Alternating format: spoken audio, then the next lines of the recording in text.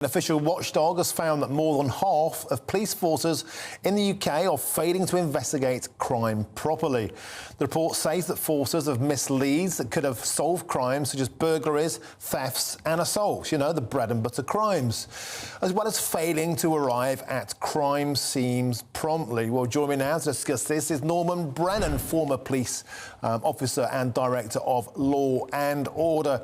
Norman, this must make your heart sink, the kind of bread and butter beat copper activity that you used to do back in your day so well. Now it seems the basics are being failed.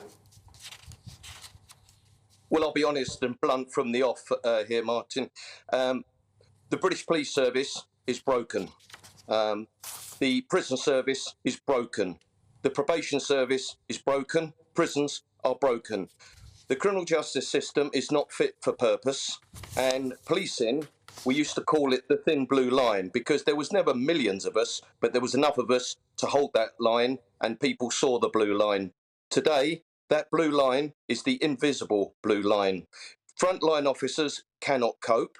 Most shifts across every single force in Britain, including the Metropolitan Police, can barely put minimum manpower together.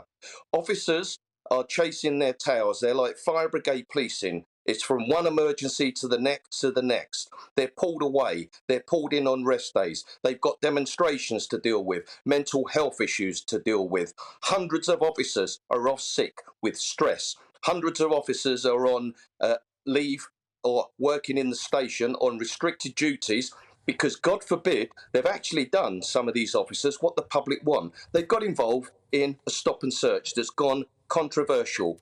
And I'm speaking to officers, Martin. This is how bad and how frustrating it is. And I see the big picture.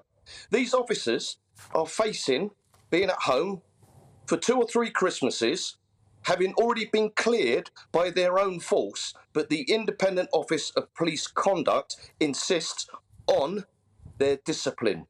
These officers are broken, and I'll finish off this segment, Martin, by this. 13 years ago, under Theresa May, the police service were crippled. 22,000 frontline officers were taken off of the streets. Tens of thousands of backroom staff were removed to save money. Hundreds of police stations were closed.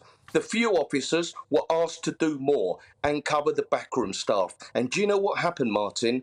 The criminal element took over the streets, and we have not been able to take them back. And that is why everybody in Britain looks on the streets, rarely sees a police officer, makes a call, rarely gets an officer, and has their crime investigated. And if they think they're frustrated, I'm speaking to you on behalf of tens of thousands of frontline officers that are just frustrated. So much so, Martin, out the 20,000 officers that have just been recruited, over 4,500 have already resigned, and many more looking at going. That's this side of the picture.